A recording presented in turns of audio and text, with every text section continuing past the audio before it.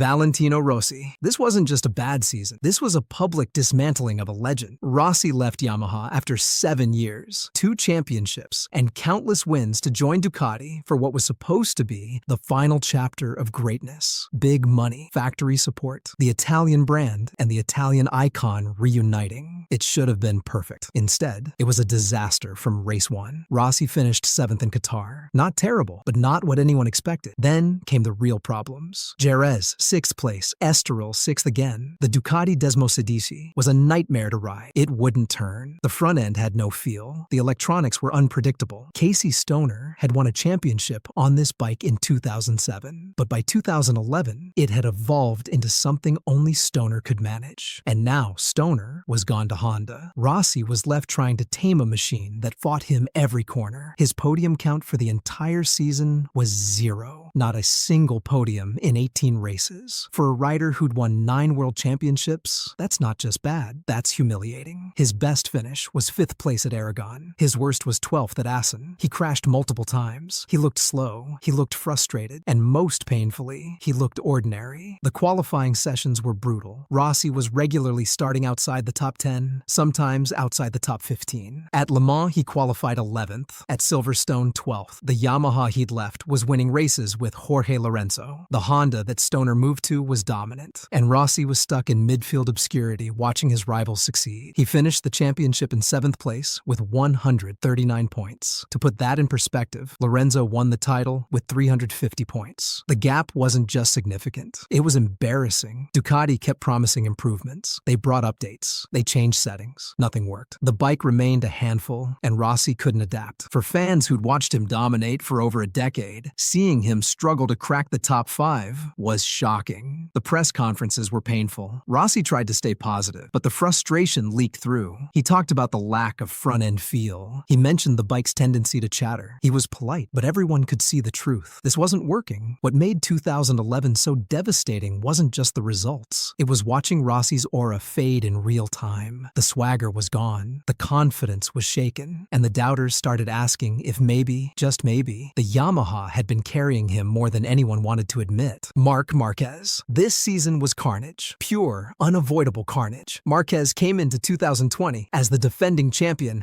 and the overwhelming favorite to win again. He'd taken 6 of the last 7 titles. The Honda was built around him. Nobody else could ride it the way he did. Then came Jerez, the season opener. Marquez crashed hard in qualifying, breaking his humerus. The injury was severe, but he tried to race anyway the next day. He started the race. He was running in the points. Then his arm gave out. He pulled into the pits. Race over. Season over. Except Marquez didn't accept that. 4 days later, he tried to return at the second Jerez race. He somehow got through medical checks. He rode in practice, but his arm couldn't handle it. He withdrew before qualifying. Then came the mistake that made everything worse. Marquez went in for a second surgery. The plate they'd installed broke. He needed a third operation. His entire arm structure was compromised. The season went from bad to catastrophic. He didn't race again all year. 0 points. 0 races completed. From champion to sidelined in 1 crash. What made this season so brutal wasn't just the injury. It was the dominance he'd shown before it happened. In the first qualifying session at Jerez before the crash, Marquez was fast. He looked like himself. And then, one high side took it all away. The championship went to Joan Mir on the Suzuki. Fabio Quartararo was competitive on the Yamaha. Andrea Dovizioso was in the fight on the Ducati. All riders who would have been battling Marquez if he'd been healthy. Instead, they fought for a title with an asterisk, and everyone knew it. The psychological toll was massive too. Marquez rushed back too soon, made the injury worse, and ended up missing 8 months of racing. For a rider who'd been invincible, who'd made saves that defied physics, who'd broken records left and right, sitting at home watching others race was torture. Honda struggled without him. Alex Marquez couldn't get results on the same bike. Cal Crutchlow was injured too. The entire factory effort fell apart. Marquez finished the championship in 25th place. Not last, only because he'd gotten classified in that partial race at Jerez. But effectively, his season ended on lap 1 of race 1. For someone who'd been untouchable for years, 2020 was a reminder that one mistake, one crash, one injury can erase everything. No amount of talent can overcome a broken bone, and no amount of determination can speed up the healing process. The worst season of his career, and it wasn't even close. Jorge Lorenzo. This was supposed to be the redemption arc. Lorenzo left Yamaha after 9 years, and 3 titles to join Ducati. The goal was to prove he could win on different machinery, to cement his legacy, and to get paid handsomely doing it. Instead, he spent the entire year fighting a bike that didn't suit his style and delivering results that shocked everyone who'd watched him dominate at Yamaha. The season started poorly and somehow got worse. Qatar, he crashed out. Argentina crashed again. His first finish came at Circuit of the Americas, where he limped home in 11th place. By the time he finally got his first podium at Mugello in round 6, people were already questioning if he'd made the biggest mistake of his career. The problem was clear. Lorenzo's riding style was smooth, precise, corner speed-based. The Ducati was the opposite. It was aggressive, required late braking, and favored riders who could manhandle the bike. Stoner could do it. Dovizioso had learned how. Lorenzo couldn't adapt. His qualifying pace was decent in some places. He put the bike 4th on the grid at Jerez, 3rd at Mugello. But race pace was a different story. The front tire would overheat, the bike would push wide, and Lorenzo would fade backward as the race went on. He managed 3 podiums all season: 3rd at Mugello, 2nd at Aragon, 3rd at Valencia. That's it. 3 podiums in 18 races for a 3-time world champion. He finished the championship in 7th place with 137 points. His teammate Dovizioso finished 2nd in the championship with 261 points and challenged for the title until the final round. Same bike, completely different results. The crashes were frequent and costly. He went down in Qatar, Argentina, Catalonia, the Netherlands, and Germany. Some were pushing too hard trying to find the limit. Others were just losing the front because the feel wasn't there. Each crash chipped away at his confidence. The media scrutiny was relentless. Questions about whether he'd lost his speed, whether Yamaha had been the key to his success all along, whether the move was a career-ending mistake. Lorenzo tried to stay professional in interviews, but the frustration was obvious. He talked about needing more time, about the bike being different, about progress being made, but the results didn't back it up. What made 2017 so painful was watching Lorenzo, who'd been so metronomic at Yamaha, look lost on the Ducati. His smooth lines didn't work, his corner speed advantage disappeared, and for the first time in his career, he looked like he was struggling just to stay in the top 10. The worst part was knowing this was only year 1 of a 2-year contract. And while 2018 would bring better results, including 3 wins, the damage to his confidence and reputation had already been done. 2017 wasn't just a bad season. It was a reality check wrapped in red. Casey Stoner, this season was strange because the talent was still there. The speed was still there, but everything else fell apart. Stoner came into 2009 as the defending champion. He dominated 2007 on the Ducati and followed it up with a strong 2nd place in 2008. Expectations were high, but from the opening race, nothing clicked. Rossi on the Yamaha was in a different league. Lorenzo was competitive. Even Pedrosa was getting results. Stoner was fast in qualifying, but race day brought problems. Fatigue, illness, mysterious symptoms that left him physically drained. At Brno, he withdrew from the weekend entirely, citing extreme exhaustion. The paddock rumors started immediately. Some questioned if it was mental. Others wondered if he was struggling with pressure. Stoner later revealed he was dealing with lactose intolerance that hadn't been diagnosed, which was causing severe fatigue and affecting his ability to race at full capacity. But in the moment, all anyone saw was a champion missing races and struggling to finish others. He did manage 3 wins that season: Qatar, Mugello, and Australia. When he was on form, he was still untouchable, but consistency was gone. He finished off the podium 10 times. He only completed 14 of 17 races. His championship defense fell apart entirely, and Rossi cruised to his 9th title. Stoner finished 4th in the standings with 181 points. Rossi had 306. The gap was massive, and for a rider who'd been so dominant just 2 years earlier, finishing 4th felt like failure. The Ducati was also starting to show its limitations. The bike was still fast in a straight line, but the handling was becoming increasingly difficult. Stoner could manage it, but it required maximum effort every lap. And with his health issues, that effort wasn't sustainable. What made 2009 Stoner's worst season wasn't just the points tally. It was the combination of physical problems, bike struggles, and the perception that he was mentally fragile. The critics got louder, the doubters multiplied, and Stoner, who'd never been comfortable with media attention, withdrew even further. He'd bounce back with a title in 2011 on the Honda, but 2009 remained the low point, a season where talent alone wasn't enough, and circumstances conspired to derail a championship defense before it even started. Dani Pedrosa. This was the year everything went wrong at the worst possible time. Pedrosa had been knocking on the door of a championship for years. He'd finished second overall 3 times. He was fast. He was consistent. And 2010 should have been his year. Honda had brought a new bike. The competition was tight. The title was wide open. Then, the injuries started. First came the collarbone. He crashed in practice at Le Mans and broke it. Surgery, recovery, races missed. He came back too soon, still not fully healed, and the performance suffered. Then came the shoulder. Another crash. Another injury. More time off the bike. By the time he was healthy again, the championship fight had moved on without him. He finished the season in 6th place with 175 points. Lorenzo won the title with 383. Pedrosa was never in the conversation. The frustration was visible every time he stepped off the bike. He'd been fast before the injuries. He'd proven he could run at the front, but racing hurt, physically and mentally. The pain affected his riding. The time off affected his rhythm. And the championship hopes that had seemed so realistic in preseason were gone by mid-year. What made 2010 particularly brutal was that the Honda was competitive. When Pedrosa did finish races healthy, he was on the podium. He won twice, at Motegi and Valencia, but those wins came too late in the season to matter for the championship, and they only highlighted what could have been if he'd stayed healthy. His teammate Andrea Dovizioso finished 4th in the standings with 206 points. Not a huge margin, but enough to make Pedrosa's injury-riddled season look even worse by comparison. For a rider who'd come so close to titles multiple times, watching another season slip away due to injuries was devastating. Pedrosa would go on to have more competitive seasons, more wins, more podiums, but he'd never win a Premier Class title. And 2010, the year that should have been his shot, ended up being just another reminder that in racing, staying on the bike is just as important as being fast. He had the speed, he had the bike, but he didn't have the health. And in MotoGP, you need all 3. Maverick Vinales. This wasn't just a bad season. This was a complete meltdown that ended with him leaving the team mid-year. Vinales started 2021 at Yamaha as one of their factory riders. He'd won races. He'd been on the podium. He'd shown flashes of brilliance. But the inconsistency that had plagued him for years reached a breaking point. The season opened in Qatar, and Vinales was immediately at odds with the bike. The results were all over the place. He won at Qatar, proving the speed was there. Then he finished 19th at Jerez after a terrible race, 6th in France, 5th in Italy, 18th at Catalunya after crashing. The pattern was clear. One week he looked like a title contender. The next week he couldn't crack the top 10. The relationship with Yamaha deteriorated rapidly. Vinales was frustrated with the bike's lack of development. Yamaha was frustrated with his inability to give consistent feedback. The tension built until it exploded at Styria in August. During the race, Vinales deliberately over-revved the engine trying to blow it up. The telemetry showed it clearly. He was attempting to destroy the bike out of sheer frustration. Yamaha suspended him immediately. The team announced they were parting ways at the end of the season, but then, just weeks later, they terminated his contract early. He was out. No factory ride, no security, just anger and burned bridges. He finished the season at Aprilia after signing a last-minute deal, but the damage was done. His championship hopes were obliterated. He ended the year in 19th place overall, with just 106 points. For context, Fabio Quartararo won the title with 278 points on the same Yamaha. Vinales' teammate, same garage, same bike, completely different results. What made 2021 so disastrous wasn't just the poor results. It was the manner of the exit, deliberately trying to break the bike mid-race crossed a line. It showed a lack of professionalism. It showed a mental breakdown. And it showed that when things got hard, Vinales didn't have the composure to handle it. This was supposed to be a year where he challenged for the title. Instead, it became the year his factory career at Yamaha imploded in spectacular fashion. The talent was still there, but the mental side completely collapsed. And in a season where his teammate won the championship, Vinales became a cautionary tale about what happens when frustration overtakes focus.